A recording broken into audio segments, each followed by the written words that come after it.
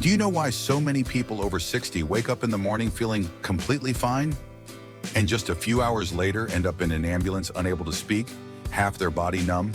It's not fate, it's not just old age. It's because of one small mistake you make right after opening your eyes, a habit that seems harmless, but can actually trigger a blood clot to shoot straight to your brain. In the next few minutes, I'll show you 8 common morning habits that quietly push you closer to a stroke. Stop them, and you live stronger. Ignore them, and you pay the price. I want you to do something very simple right now.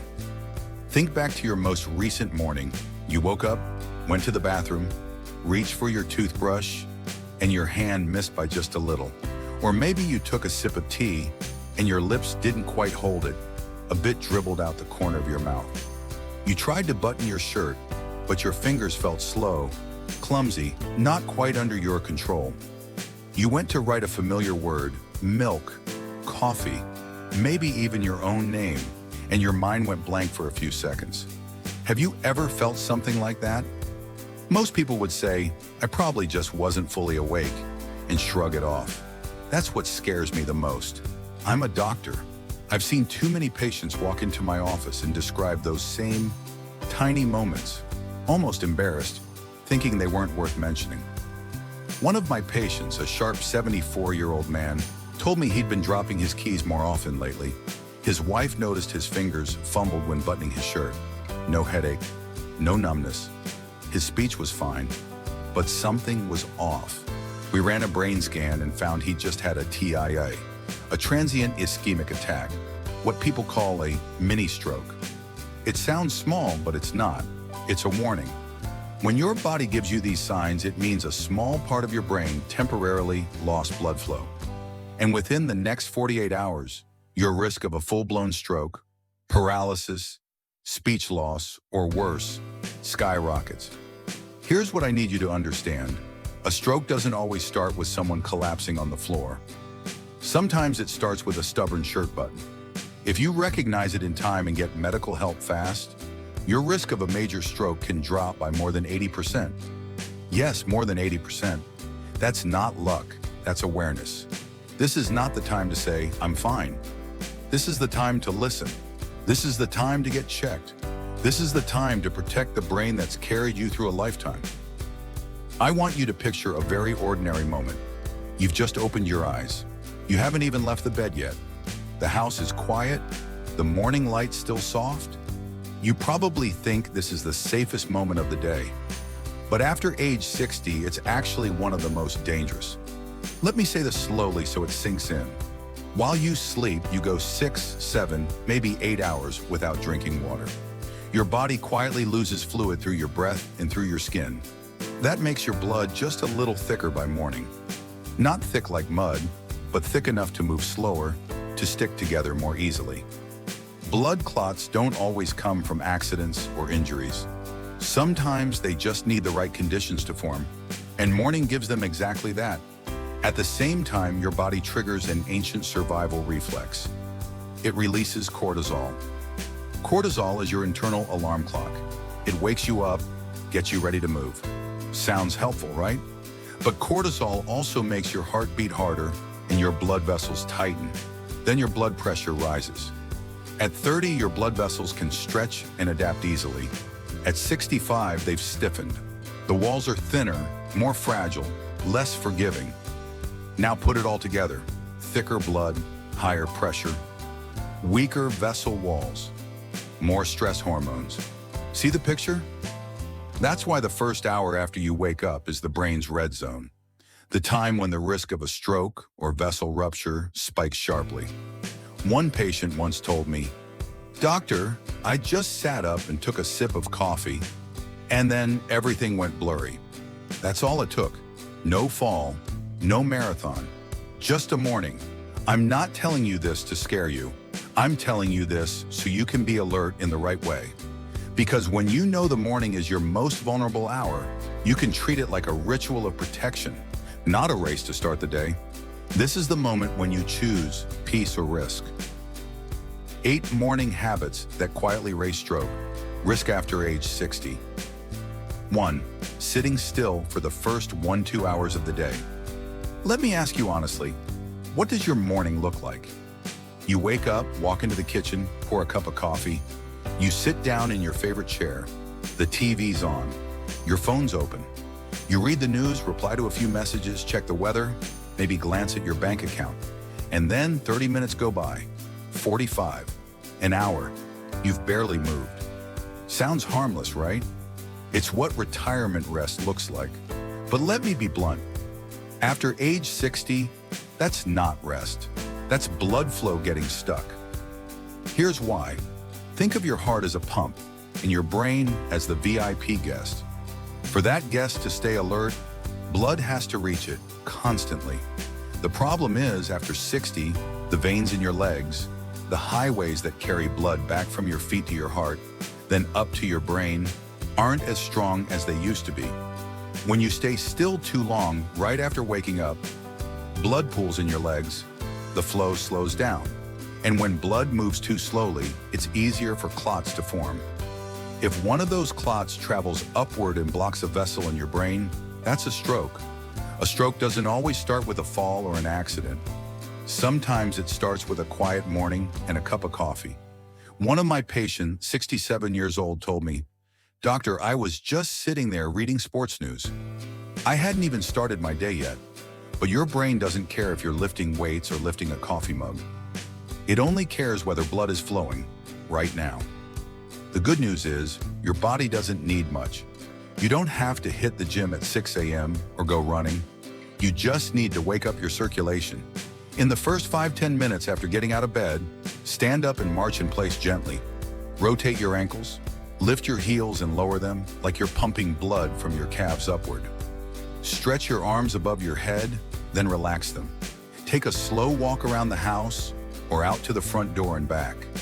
That's your body's cue. The day has started, get moving. Think of it as brushing your teeth, but for your blood vessels. You wouldn't skip brushing your teeth in the morning, right? Don't skip moving your blood either. It's one small habit that can keep your brain safe for years to come. 2, drinking coffee or strong tea before drinking water. I want you to hear this as if I were sitting right at your kitchen table early in the morning while you're holding your first cup of coffee. Most people tell me the same thing. "Doctor, my morning coffee is the last joy I have left. Don't take it away from me."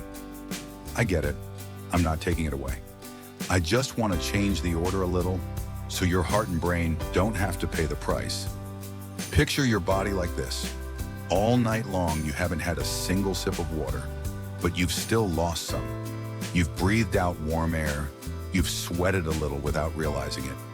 When you wake up, your blood is thicker than it was the night before. And the blood vessels, the tiny highways that feed your heart and brain, aren't as flexible as they used to be when you were 30. They're stiffer, less elastic. Your blood pressure, especially after 60, tends to be higher in the morning. Now add this. You drink coffee right away. Coffee isn't bad, but it is an alarm signal.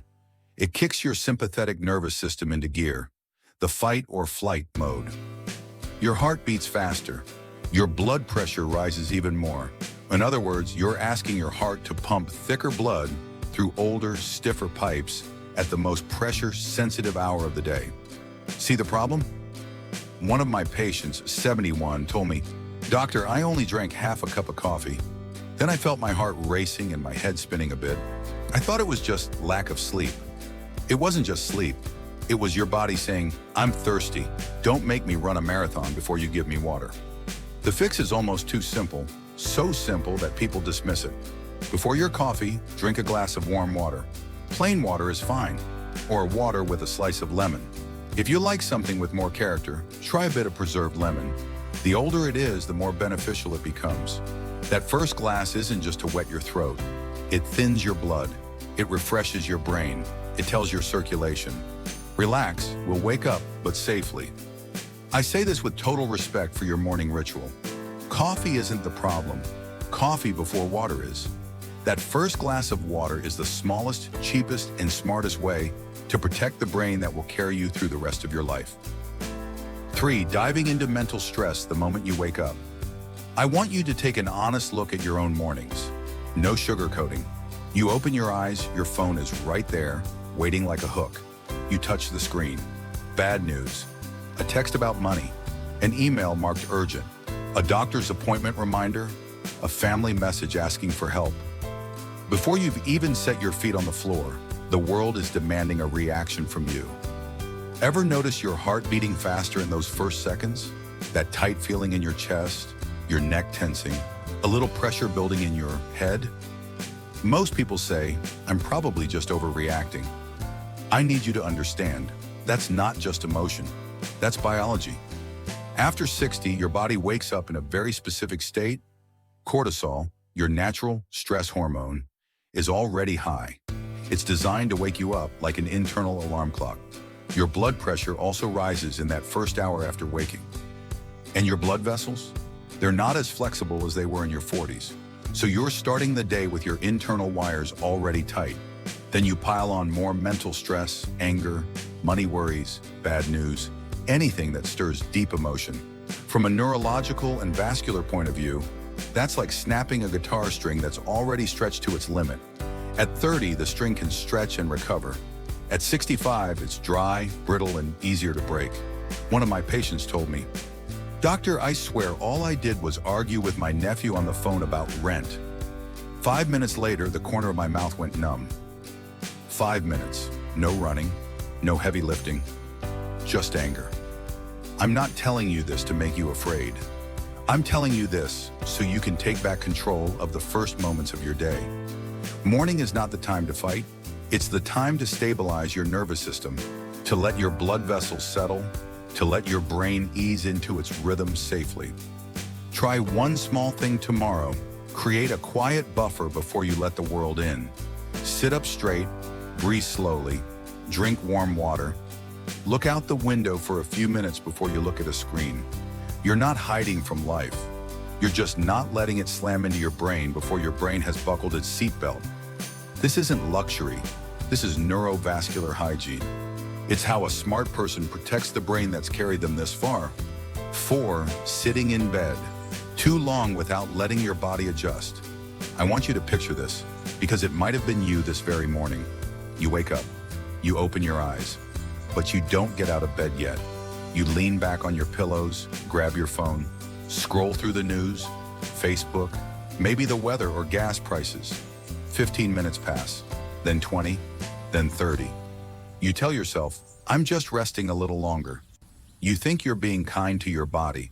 With all respect, your body disagrees. Here's what's happening inside where you can't see it. All night long while you're lying down, your blood and circulation pressure adjust to that flat position. Then suddenly you go from lying to sitting, but you don't move, you just stay there. You don't give your circulation a chance to redistribute and pump blood properly back up to your brain.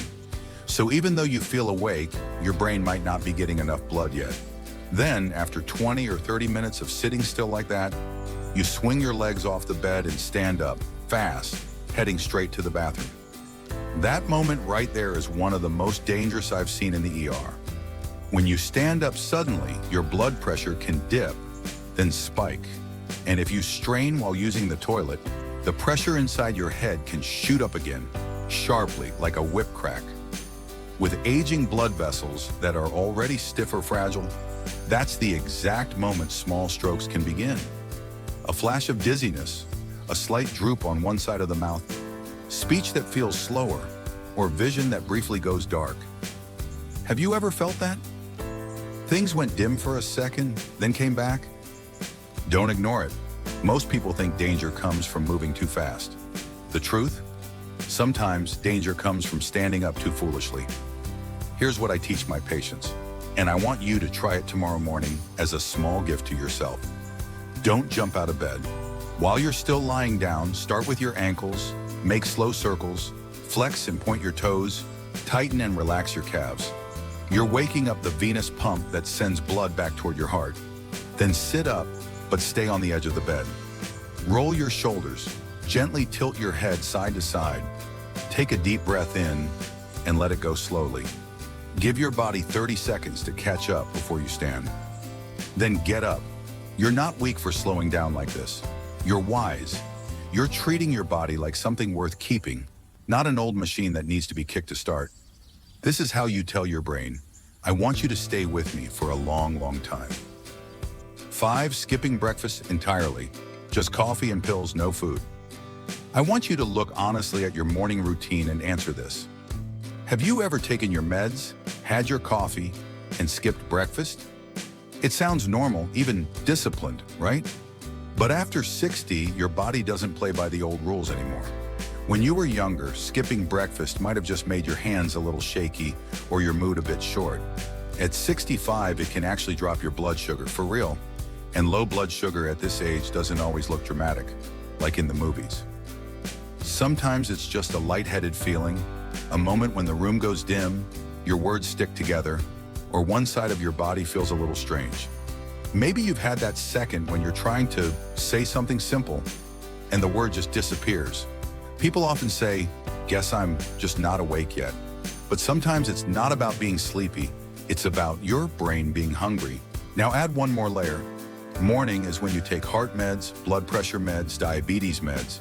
You're asking your body to regulate blood pressure, blood sugar, and heart rhythm without giving it any steady energy to work with. Combine that with mild dehydration after a long night's sleep, and you've just created a double stress on your brain. And for an aging brain, that's a risky mix. One of my patients, 68, once said proudly, I only drink black coffee, I don't need breakfast. That same morning, he started feeling dizzy and noticed his speech slowing down. I'm not asking you to eat a big heavy breakfast. I'm asking you to give your body a foothold, something to anchor it. Half a boiled egg, a spoonful of Greek yogurt, a few soaked walnuts. Small things, but enough to tell your brain, you're safe. I'm not leaving you to fend for yourself this morning. 6. Straining hard in the bathroom, right after waking up. I know this isn't a pretty topic.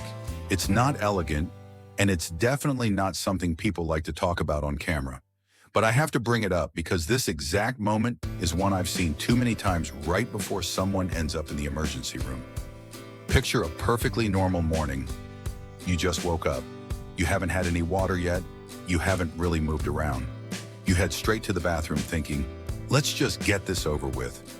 You sit down, hold your breath, tighten your abs, and push hard to get it done quickly. You think it's just a private little habit. But after 60, that private habit can be a pressure explosion inside your head. When you strain like that, what we call the Valsalva maneuver, the pressure in your chest and the blood vessels in your brain can spike within seconds. At 30, your blood vessels are flexible and can handle that burst. At 65, it's different. Your vessel walls are stiffer now. Some may have plaque buildup, fatty deposits that narrow the arteries and make them fragile. Push too hard, too fast, right when your body's still adjusting from sleep. And that's when the last drop overflows the cup. One of my patients, 72, his wife told me, he said, let me run to the bathroom first, then I'll have my coffee. A few minutes later, she found him slurring his words and unable to stand straight. He didn't fall down the stairs. He didn't lift anything heavy. He just strained too hard. So please take this not as a command, but as a gentle instruction. Don't rush to the bathroom within 30 seconds of getting out of bed. Give your body a moment to wake up. Take a few sips of warm water. Walk slowly around the room. Move your ankles, your back, your shoulders. Let your circulation catch up. Then when you sit down, relax. Don't force your body like you're lifting weights. I know it sounds a little odd to talk about, but honestly, this tiny change can save your brain from a morning that might never come back. It's not embarrassing. It's a survival skill after 60. 7. Skipping your morning blood pressure check. Even when you know you have hypertension, I want to talk about this like I would with someone I care about because it's a sensitive topic. A lot of people don't like hearing about blood pressure. I get it.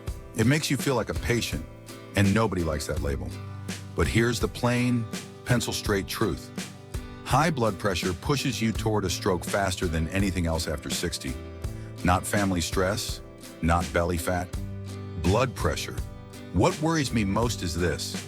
Too many people tell me, I feel fine, so I must be fine, right, doc? Sound familiar? The problem is, your brain doesn't care how fine you feel. It only cares about how much pressure is pounding against its blood vessels. And mornings, especially that first hour after waking up, are when blood pressure tends to spike. That means you can feel perfectly normal while your brain's arteries are under stress like a garden hose turned up too high. One of my patients once told me, "I swear I was fine. My speech just sounded a little funny that morning." When the ambulance got him, his blood pressure was through the roof, and he had no idea it had climbed that high. That's why I always tell people who've been diagnosed with hypertension, checking your blood pressure in the morning isn't being paranoid. It's self-defense. It's like locking your front door before you go to bed. Here's how to do it gently and right. Wake up. Take a few sips of water so your body isn't dehydrated. Sit in a chair, back straight, shoulders relaxed. Rest quietly for 2 or 3 minutes. No talking, no news, no phone. Then take your reading. Write the numbers in a little notebook or snap a photo with your phone. Why does this matter? Because if one morning your numbers creep into the red zone, you'll know immediately. You can call your doctor early, adjust medication early, or take it easy instead of pushing through a day with your head under silent pressure. That's the difference between catching it in time and paying for it later. You're not weak for checking your blood pressure. You're wise. You're choosing to live longer, on your terms, not on a stroke's schedule. 8. Skipping breakfast, skipping water, then driving or going out alone. I want you to picture a very familiar morning. You wake up. You haven't had a sip of water. You haven't eaten anything. You think, "I'm fine. I'm just running to the coffee shop down the street. 5 minutes, that's it." You grab your keys and head out alone. Sounds harmless, right? Sounds like something any capable, independent adult would do. But I need to tell you this plainly, with all respect. That is one of the moments I fear most for men over 65. Here's why. At that time of day, your body is at its most fragile. You're a little dehydrated after the night. Your morning blood pressure might be spiking or swinging up and down. Your blood sugar may already be dipping because you haven't eaten. Your brain right then is like an engine running on unstable power, and you're asking it to control a 1-ton vehicle moving 40 miles an hour through traffic lights and tailgating trucks. Have you ever stood up in the morning and felt just a little dizzy but brushed it off? Have you ever noticed your voice sounds slightly thick, your words sticking just a bit on one side of your mouth and thought, "I probably just need coffee"? Sometimes that's not sleepiness. Sometimes that's your brain sending a red alert, a TIA, a transient ischemic attack, also known as a mini stroke. It's your body's warning shot before a major stroke. And if that happens while you're driving alone, no one's there to look at you and say, "Hey, you're slurring, pull over." No one's there to call 911 while the 48-hour golden window for treatment is still open. You're not just at risk, you're racing your own chance to be saved. One of my patients, age 70, told his wife, "I'm just grabbing a quick coffee." 5 minutes later, he couldn't say his own address on the phone. That wasn't carelessness. That was a perfect storm, early morning circulation, dehydration, and stubborn pride trying to prove I'm still fine on my own. So let me say this from your side, not against you. Before you pick up your car keys in the morning, do 3 small things. 1, drink water. 2, give your body a little fuel, just a small bite of protein.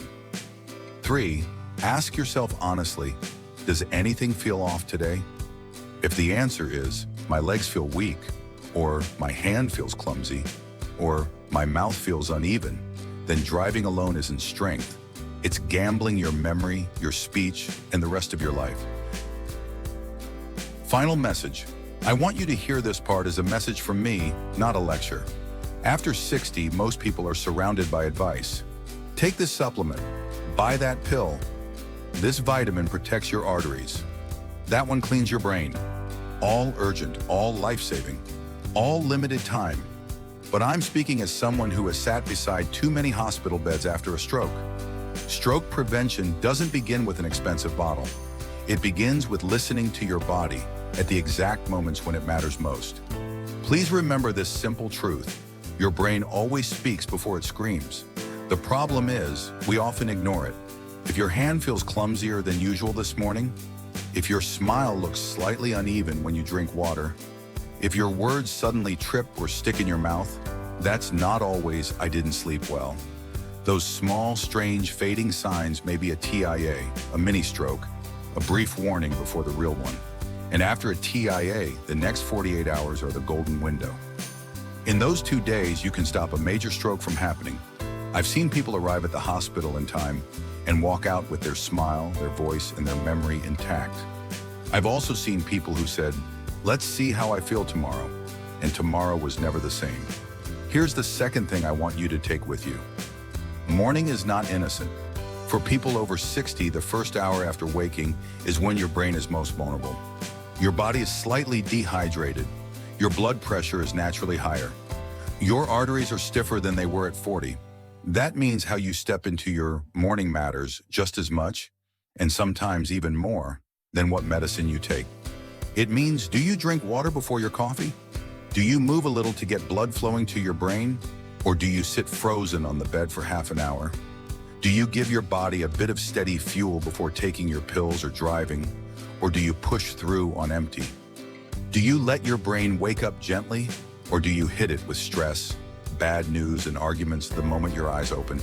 These small morning choices, repeated every day, are your real shield. If I had to sum up all 8 habits we talked about in this video, it would be this.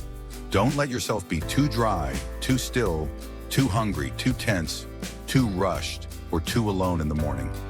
Drink warm water before coffee.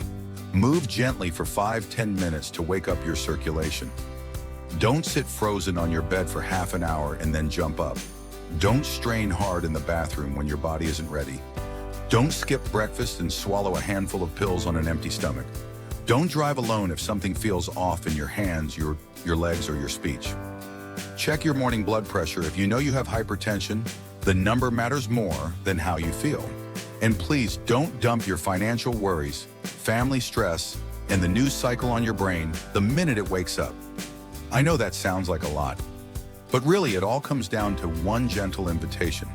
Treat your brain as something sacred, a gift God entrusted you to care for, not a machine to be pushed until it breaks. Your heart, your memory, your ability to say the name of the person you love, those things are worth protecting. If what I said today resonates with you, thank you for being here with me. Please like this video and share it with someone you worry about. That stubborn husband, the wife who skips breakfast, the father who keeps saying, "I'm fine," because they might be the one who needs to hear this right now. And don't forget to subscribe to the channel and turn on the notification bell so you don't miss the next videos. Practical, science-based guides for life after 50, 60, and beyond to help you stay independent, sharp, and fully present with your family for years to come. Right now, another video is on your screen. It's about simple, everyday foods that help protect your brain's blood vessels and lower your future stroke risk. Watch it next. Don't stop at knowledge, turn it into habit. May you have a calm morning, a steady heartbeat, and a clear mind. And may God watch over you and those you love, today and tomorrow.